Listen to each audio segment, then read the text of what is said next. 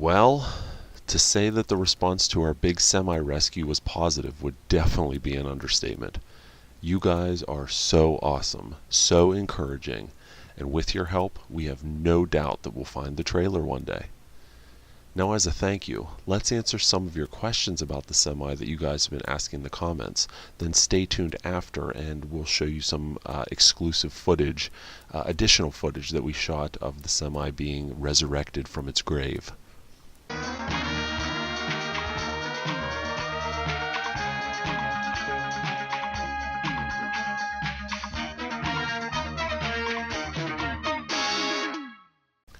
Question 1. Was the frame lengthened or shortened? The short answer is yes, it was lengthened, kind of. The previous owner had planned to install a water tank on the back, so he welded an extension to the frame off the rear. It's actually quite easy to see and can be removed with minimal effort. Otherwise, the frame is as it was during filming, which definitely makes our job much easier. Question number 2. Do you have the correct rims? So the front rims are correct and original. The rear ones are not. We found some of the original rear rims, we think, laying on the ground near the truck, so those were included with the purchase. The owner also found the hitch, that the receiver for the trailer, and the original one, and included that as well. Question number 3. What about the sleeper? Any chance of finding that too? The sleeper that was on the General was a custom job by Universal Studios. It was either an off-the-shelf unit that the studio customized, or they built it from scratch. Remember, it wasn't even attached to the cab in any way, and there wasn't even a hole in the front where it could connect. The design is similar, but not exact, to vintage Benz sleepers from that era. Unfortunately, the original sleeper was most likely scrapped when Universal Studios removed it prior to sending the GMC General back to GMC to be sold. So we'll probably end up building a brand new one from scratch. Fortunately, we have very detailed reference photos that the Vista Group took back in the mid-80s that will allow us to replicate it 100% completely down to each little rivet. Question number 4. Are you going to strip the paint and refinish it completely? The short answer is no. In choosing between preservation and restoration, preservation always wins out. We're going to attempt to strip off just the blue paint to expose the original, second, black paint job underneath. Hopefully still with gold stripes on it as well. If we can successfully do that and have the original black look decent, we'll do that as opposed to repainting. We would rather have an imperfect original paint job than a shiny new one. Question number 5. Does it run and what engine is in it? Well, it has the Cummins engine, and it isn't running currently, but truth be told, we haven't even tried to start it yet. We have a qualified mechanic, our friend Danny, who will be helping us when the weather warms up to get it running. The brake air lines also need replaced in order to get it to stop properly, and Danny's going to help us with that as well. Question number 6. What's the interior like?